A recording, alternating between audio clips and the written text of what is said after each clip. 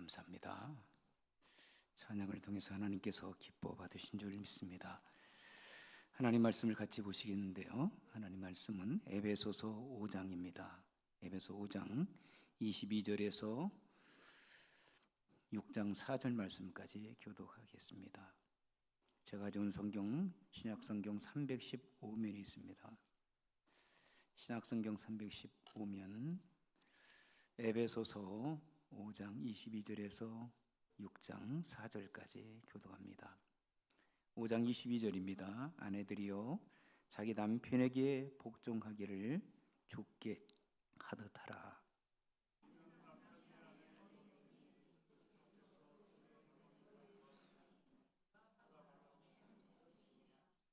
그러므로 교회가 그리스도에게 하듯 아내들도 범사에 자기 남편에게 복종할지니라.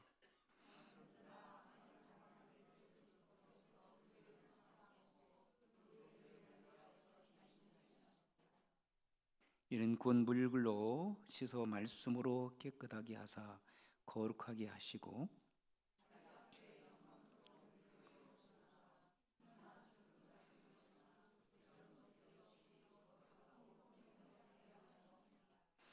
이와 같이 남편들도 자기 아내 사랑하기를 자기 자신과 같이 할지니 자기 아내를 사랑하는 자는 자기를 사랑하는 것이라.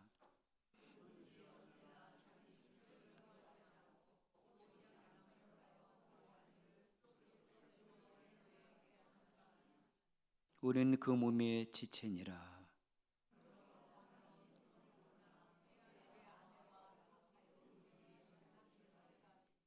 이 비밀이 크도다. 나는 그리스도와 교회에 대하여 말하노라.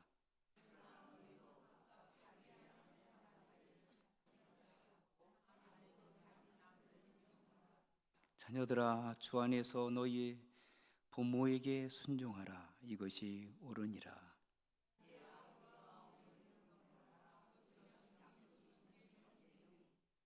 이로써 내가 잘되고 땅에서 장수하리라.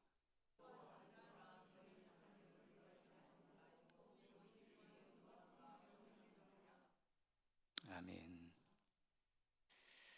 사람들은 누구나 이 땅에 살면서 행복한 가정을 이루고 살기를 원하십니다. 여러분들도 행복한 가정을 이루고 살기를 원하시죠? 가정을 갖고 살아가는 사람 치고 평안하고 행복한 가정을 이루고 살고 싶지 않는 가정이 어디 있습니까? 다 행복한 가정을 이루며 살아가기를 원합니다. 한 번 왔다 가는 인생이잖아요. 그러므로 우리가 어떻게 하면 행복한 가정을 이루고 편안하게 살까? 그래서 그 행복을 찾기 위해서 많은 사람들은 열심히 노력해서 뭘 벌고 있습니까? 돈을 벌어요. 돈을 많이 벌으면 행복이 만들어질 것이라고 생각하기 때문에 열심히 노력해서 돈을 법니다. 그런가 하면 어떤 사람들은 행복을 만들기 위해서 열심히 지식을 쌓습니다. 그래서 대학도 가고 대학원도 가고 그래서 학사, 석사, 박사를 받고 어떤 분들은 박사 학위를 또 하고 왜 그럴까요? 그렇게 하면 좀 행복을 만들어 평안한 삶을 한번 살아볼까 하는 기대심 속에서 그렇게 합니다. 어떤 사람들은 정치 열심히 해서 권력을 가지면 그리고 명예를 얻으면 행복이 주어질 것이라고 또 생각하는 사람들도 있고요. 그런데 더 중요한 것은 그것보다도 더 중요한 것은 여러분 사시다 보니까 뭐예요? 건강. 건강이 가장 중요한 것 같아요. 그래서 엑서사이즈 합니다. 피트니스 이런 데를 열심히 갑니다. 정기적으로 공원에도 찾아가고 그리고 또 몸에 좋다고 하면 만사 제쳐놓고 운동을 합니다. 행복을 만들기 위해서, 행복을 찾아보기 위해서.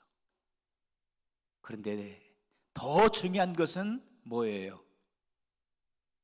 이런 모든 것들이 갖춰졌다 할지라도 돈이 많아요, 지식이 많아요, 그리고 건강해요, 명예와 권세를 다 얻어요,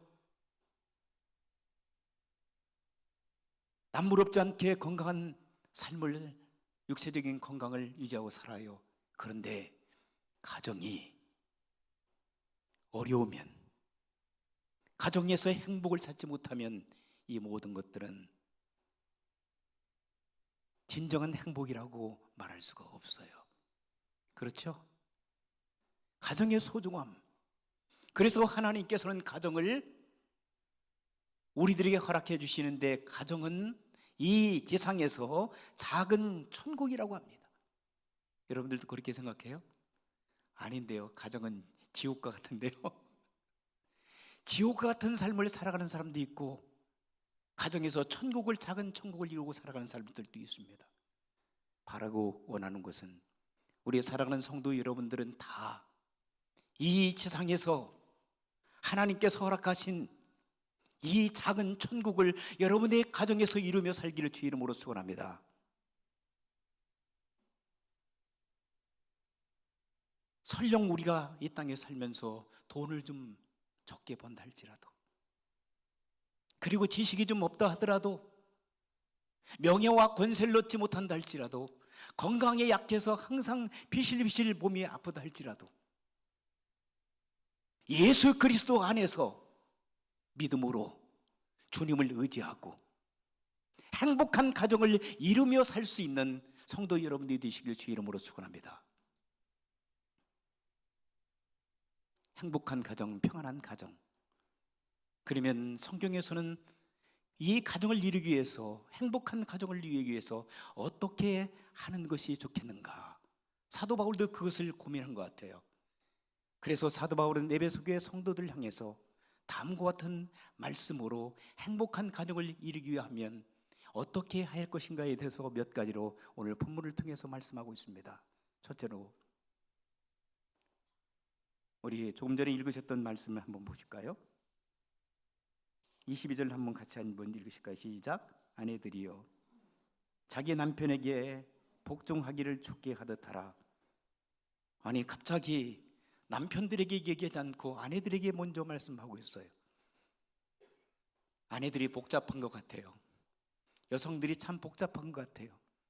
그래서 사도 바울도 여성들의 자세에 대해서 먼저 말씀하고 있어요.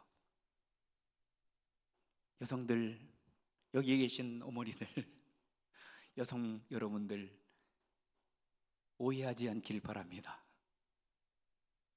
여성들에게 뭐라고 말씀하는가요? 뭐라고 말씀하고 있어요? 별로 기분이 좋지 않은 것 같은데.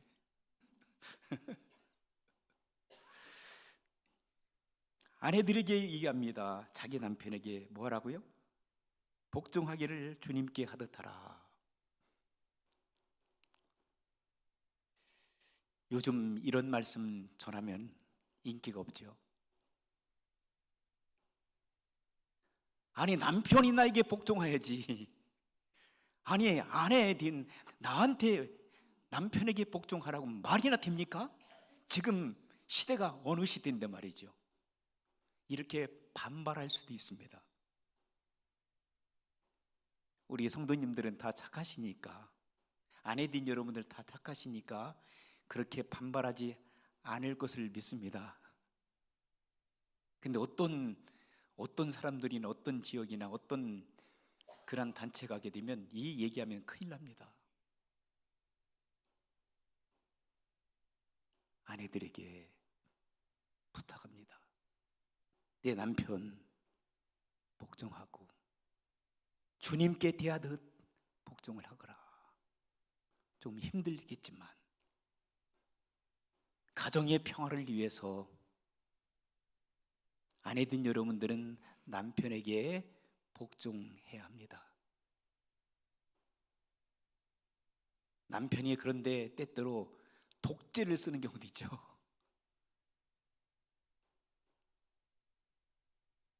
가부장적인 그런 가정에서 남편은 무조건 아내들에게 요구하지요. 봐, 성경 봐. 아내들이요, 남편에게 복종하라고 했잖아. 당신은 나에게 절대 복종해야 돼. 이렇게 말이죠. 주님께 대하던 나에게 복종해라. 잘못하게 되면요, 이 본문을 잘못 해석하게 되면 남편들이 교회 다니면서도 폭군이 될 수 있어요. 자기 중심적인 생각을 아내에게 몰아넣습니다. 내 말 잘 들어. 성경에서 이렇게 얘기했잖아. 제가 몇 번 들었어요. 어떤 분한테, 어떤 집사님한테, 목사님 제발 이 설교 좀 해요. 몇 번 들었어요. 이 설교하라고. 지금 여기 안 계시지만. 제가 너무 기가 막혔어요. 왜? 다음 말씀은 몰라. 안 봐도 들으려고 해. 자, 여기 이렇게 또 얘기합니다. 설명을 하시죠. 사도 바울이 에베소 교회 성도들에게. 에베소 교회도 굉장히 이런 문제 때문에 부부간의 갈등, 자녀와 그 다음에 부모와의 갈등이 굉장히 있었던 것 같아요. 문제가 없으면 얘기할 필요 없죠. 이 편지를 쓸 필요가 없지요. 에베소 교회 이런 문제 때문에 사도 바울이 에베소 교회 성도들 향해서 이렇게 살으라고, 이런 가정을 유지하면서 행복한 가정을 이루고 살아가려고 합니다. 왜? 행복한 삶을 살지 못하기 때문에. 교회를 다녀도 믿음 생활을 해도 행복하고 편한 삶을 살지 못하고 문제투성이로 가정에 어려운 갈등이, 심각한 문제가 파급되기 때문에 이런 말씀을 지금 하고 있다라고 성경을 우리가 해석할 수 있습니다. 심각한 것은 여러분, 한국에 결혼해서 1년, 2년 차에 45% 이상이 이혼한다는 거예요. 심각하죠? 그런데 거기에서 중요한 것은 뭐냐면 42%에 해당되는 크리스찬 가정들이라는 거예요. 크리스찬 가정들. 한국의 젊은이들.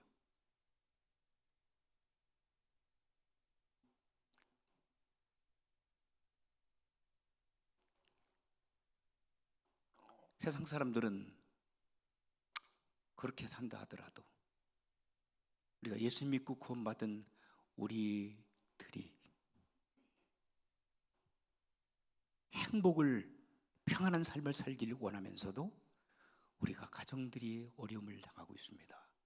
때로는 남편 때문에, 때로는 아내 때문에, 때로는 자녀 때문에, 때로는 부모 때문에. 그런데 어떤 경우는 한 곳으로 그것을 책임을 돌리는 경우가 있어요. 너 때문이야. 나 때문에 하라는 경우는 별로 없죠, 그죠? 나 때문에 아니고 너 때문에 그러거든.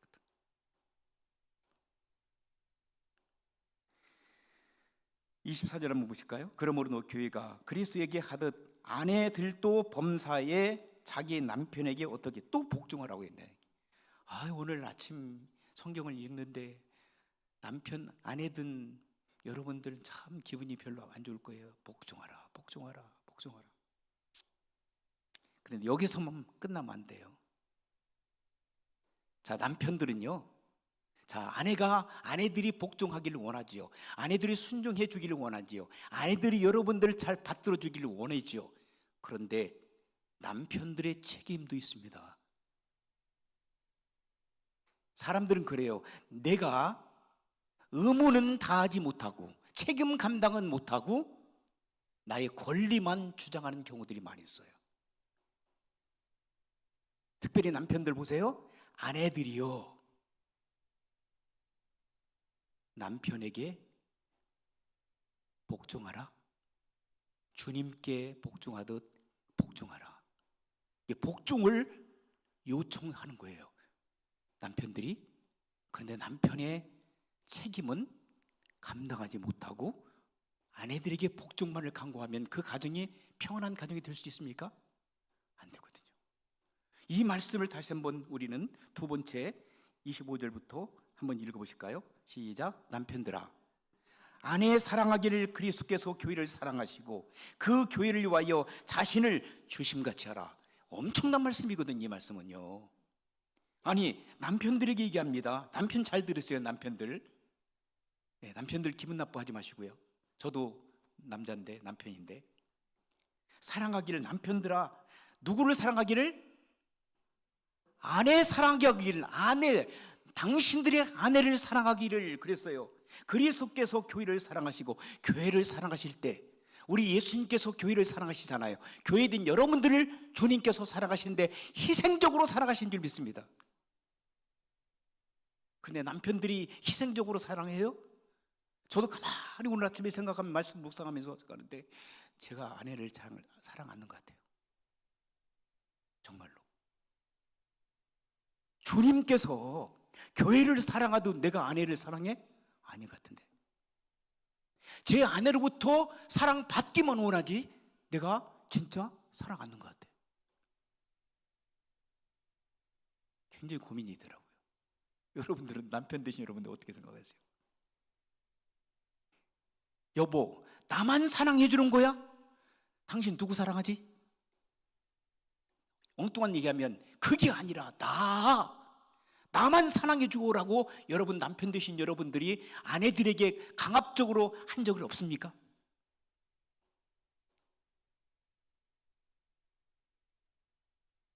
가정이 그리면 되겠어요?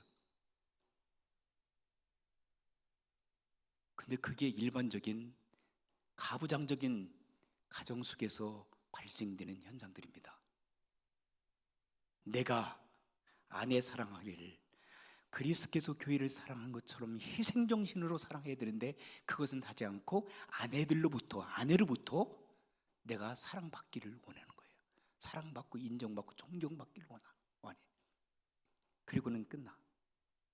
그러니 가정이 행복하겠어요? 골마요, 골마. 그렇죠? 가정에서 골마, 나중에는 골마서 그게 뭐죠? 터져버려요. 아내들은요, 참다가 어느 순간에 폭발해. 그게 일본이나 한국 그리고 미국 같은 데서 지금 벌어지기는 황혼 뭐예요? 황혼 이혼이잖아요. 황혼 이혼. 도저히 견딜 수 없다는 거예요. 지금까지 내가 당신 하라는 대로 다 했는데 결국 이제는 애들도 다 키우고. 그래서 얼마 전에 우리 집사람한테 그 얘기를, 제가 황혼 이혼에 대한 그런 이야기를 듣고 신문을 보고, 당신도 이제 애들 다 크고 그러면은 이혼할 거야? 제가 한번 물어봤어요. 진짜 심각하더라고요. 어느 날 갑자기 이혼장 가지고 나 더 이상 못 살겠어. 나가 평생 동안 당신 뒷바라지하면서 목회하고 선교하고 있었는데 나 더 이상 못 참겠어. 나 헤어져. 그러면 나는 어떻게 할까? 심각하더라고요. 웃을 일이 아니에요. 그런데 웃음이 나오네. 이게 현실적으로 다가오지 않을 수도 있고 다가올 수도 있다니까, 이건. 우리 남자, 우리 장로님, 군사님, 집사님들, 우리 목사님들 잘 들으셔야 돼요. 이거 심각한 얘기입니다.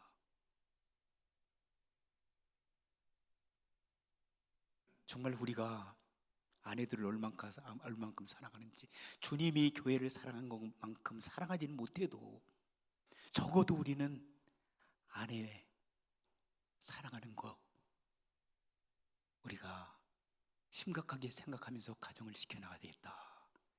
모든 것들을 다 얻어도 가정이 어려움을 당하면 무슨 소용이 있어요? 진정한 행복을 찾을 수가 있나요? 힘들어요. 어려움을 당하고 있는 가정들, 제가 이렇게 우리 집안이나 주변에 이렇게 보면 너무 안타까워요. 정말 능력도 있어요. 돈도 있어요. 명예도 있어요. 지식도 있어요. 그런데 가정이 어려움을 당하고 있어요. 왜? 가정이 건강치 못하기 때문에. 그래서 사도 바울은 당시에 에베소 교회가 심각한 문제 때문에 가정이 제대로 세워지지 못하기 때문에 성도들이 신앙생활에도 그런 행복과 기쁨과 평안한 삶을 살지 못하기 때문에 에베소 교회 성도를 향해서 지금 심각한 내용의 편지를 지금 쓰고 있는 거예요. 그것들이 오늘 이 시대에 우리를 향해서 주시는 메시지가 아니겠습니까?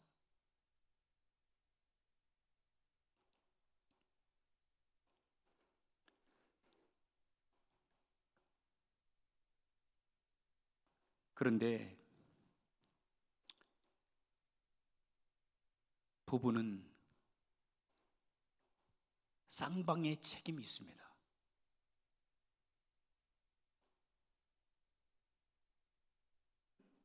(21절) 한번 읽으실까요? 21절. 그리스도를 경외함으로 피차 복종하라 그랬어요. 이 복종하라는 그 원어적인 의미는 뭐냐면 거기에 뭐가 있냐? 사랑이 담겨 있다는, 사랑이. 지금 본문에서 처음 읽었을 때 보세요. 아내들이여 자기 남편에게 복종하기를 죽게 하듯, 복종하라고 하는 이런 우리 언어로 해석하는 과정에서 그 단어 선택을 복종, 순종 이것을 얘기하고 있지만 그 숨은 내용은 하나님의 사랑으로, 하나님의 사랑에 담겨 있다는 거예요. 사랑으로 남편을 대하고, 사랑으로 아내를 대하고, 그리고 후반에 보면은 자녀들아 주 안에서 너희 부모를 어떻게 하라고 했어요? 순종하라고 했죠. 그래서 우리는 계속해서 성경 봐, 자녀들 너희들아 부모 순종하라고 했잖아. 그러니까 부모 순종해서 너희들 용돈도 주고 나에게 잘해야 돼. 자녀들 요즘 말 듣습니까? 그렇게 하면? 그리고 또 4절 보면은 아비들에게 또 얘기합니다. 아비들아, 부모들아, 너희 자녀를 노엽게 하지 말고 오직 주의 교훈과 훈계로 양육하라.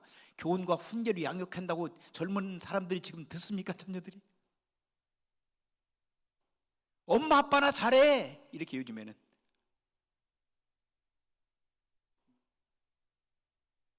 그런데 전체적인 내용을 보게 되면 여기에 주 안에서 서로 피차 복종해야 되는데 그 피차 복종한다는 그 내용의 의미 속에는 피차 서로 존중하라, 피차 서로 섬겨줘라, 피차 서로 주님의 사랑으로 하나가 되어야 된다는 거예요. 갈라디아서 3장 15절 말씀 보게 되면 너희가 유대인이나 헬레인이나 주인이나 종이나 남자나 여자나 다 그리스도 예수 안에서 하나라는 거야, 하나. 하나님께서 창세기 1장 26절 27절에 아담을 창조하실 때 하나님께서는 하나님의 형상대로 지음을, 하나님의 형상대로 사람을 만드셨다고 그랬죠. 그리고 하와를 만드실 때는 어떻게 하셨어요? 아담이 2장 18절을 보게 되면 아담이 홀로 사는 것이, 독청하는 것이 별로 좋지 않은 거예요. 제가 우리 국전사님만 보면은 독청하는 것 힘이 좋지 않아요. 전사님 죄송해요. 혼자 이렇게 지나가는 거 보면 너무 안타까워. 여러분들도 그렇죠? 기도해 주세요. 우리 전사님은 좋은 색시 좀 만나가지고 결혼하라고. 전에는 그전에 관심도 없었는데 요즘에 좀 관심을 갖는 것 같아. 어제 진짜 5년 만에 뉴올리언스 신학교 MDV 졸업을 했어요. 전사님 참 축하드립니다. 다 축하받아야 될 일이에요. 참 주의 종으로 잘 훈련받아서 하나님 앞에 위대하게 쓰임받길 주 이름으로 축원합니다. 아담이 독초하는 것을 하나님께 심히 보기에 좋지 않으셔서 그의 배필을 주셨잖아요. 언제 주셨을까? 아담이 잠을 자고 있었을 때 하나님께서 아담의 갈비뼈 하나를 취해서 하와를 만드셨거든요. 보니까 자기의 뼈와 살, 아담이 하와를 보는 순간에 깜짝 놀란 거예요.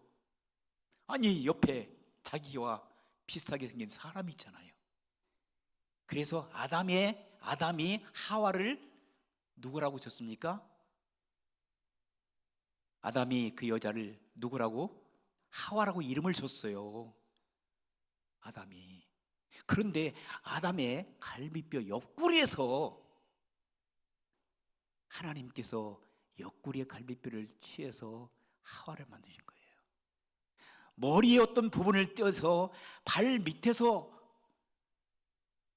하와를 만드신 게 아니에요. 옆에서 내조하라고, 협력하라고, 동등한 인격체로 하나님께서 하와를 만드신 줄 믿습니다. 그러면 여러분, 역사적으로 지금 성경 보게 되는 가부장 제도를 우리가 착각할 수가 있어요. 그러나 성경의 내부적으로, 성경의 비하인드, 그 내부적으로 하나님의 마음을 읽기 시작하면은 하나님은 가부장적인 제도가 아니라, 그 선봉자가 아니라 그 당시에 고대 문명의 사회 속에서 만연되고 있는 가부장적인 그 제도 속에 하나님께서 인간들을 이해하기 위해서 내려오셨다. 인카네를 하셨고, 그리고 그 속에 들어오셔서 우리가 하는 그 문화 속에 깊이 하나님께서는 내재되셔서 우리를 깨우쳐서 이것이 좋은 것이 아니라 나쁜 거다, 이것은 고쳐야 된다고 하는 것을 성경 속에서 말씀하고 있는 것을 우리는 깨달을 수가 있어요. 그래서 고대 문명 속에서는요, 여러분, 고대 문명 다 이제 접고 로마 한번 보실까요? 로마 사회에서는요, 남자가 여자를 부속품으로 알았어요.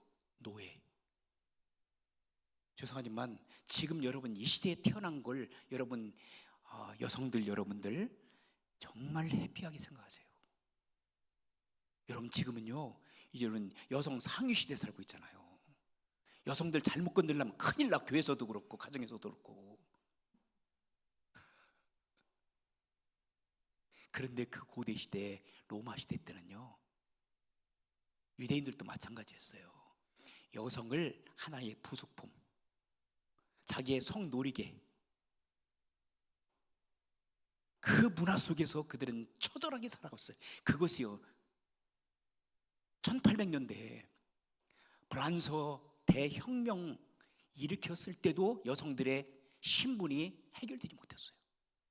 미국에도 마찬가지예요. 1915년, 1945년 이후에 여성들의 참정권이 일어나는 거예요. 그것도 흑인들 노예 해방했잖아요. 흑인들에게 자유를 주고 참정권에 참여할 수 있도록 투표권을 준 것도 흑인보다도 여성들이 뒤진 거예요. 여성들요, 지금 정말 하나님께 감사해야 돼요.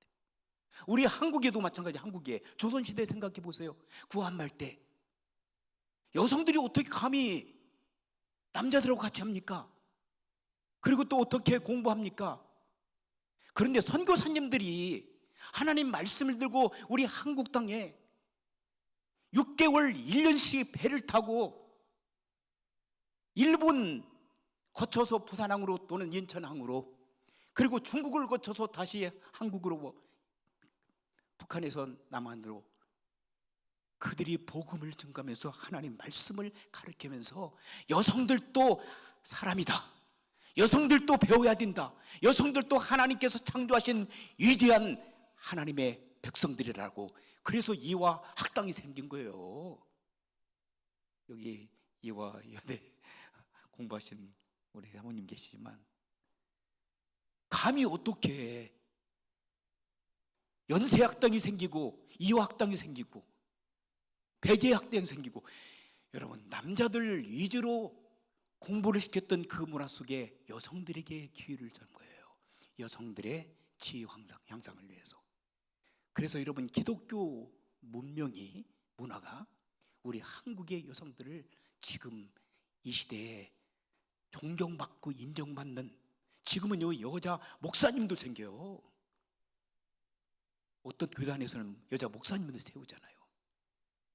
이것은 서로 상하의 계급 관계를 형성하는 것이 아니라 지금 성경에서 지금 말씀하고 있는 의미는 뭐냐면, 하나님께서는 남자나 여자나 종이나 주인이나 헬라인이나 유대인이나 어떤 사람들도 다 평등하게 하나가 되도록 서로 존중하고 사랑하고 인정해 줘야 된다는 평등을 강조하고 있고 하나됨을 강조하고 있는 거예요. 이런 관계를 다 허물어서 가정에서 서로 남편은 아내를 존중하고 남편은 아내 사랑해주고 부부의 사랑, 이 관계거든요. 그리고 부모들은 자녀들을 사랑해주고 존경해주고 이해해주고, 그리고 자녀들은 부모를 또 섬겨주고. 본문에서 말씀하고 있는 핵심적인 사항은 예수 그리스도 안에서 예수 그리스도를 주인 삼아서 그 예수 그리스도 안에서 서로 섬겨주고 이해하고 용서하고 사랑하고 덮어주고 밀어주고 땡겨주고, 그런 관계를 이루고 살아갈 때에 가정은 예수 그리스도 안에서 행복하고 평안한 가정으로 만들어 갈 것을 성경은 얘기하고 있습니다. 그런 행복한 가족을 이루며 살기를 원하십니까? 사랑의 관계들을 이루고 살아가는데 어떤 분들은 에로스적인 그런 사랑만 얘기하는 거예요. 에로스적인 사랑도 필요하다. 그러나 그 사랑이 얼마 가지 못하잖아요. 잠시잖아요. 필레오적인 사랑, 형제 간의 그 친구 간의 사랑도 필요하잖아요. 그런데 그게 얼마 가지 못하잖아요. 그 다음에 또 스톨게적인 부모의 사랑도, 요즘에는 부모 사랑, 여러분 지금은 다르지만 젊은 사람들 부모의 사랑 참 글쎄요, 미국 사람들 별로 없는 것 같아요. 한국 사람은 좀 다른데. 그런데 중요한 것은 하나님께서 우리를 사랑하시는 아가페적인 사랑이 우리 가운데 녹아내려야 될 줄 믿습니다. 아가페적인 사랑은 뭐예요? 희생적인 사랑입니다. 희생적인 사랑이에요. 그 희생적인 사랑이 남편과 아내의 관계, 그리고 부모와 자녀의 관계, 이런 관계 속에서 녹아낼 때에 진정한 가정의 행복을 이루고 살아갈 수 있어요.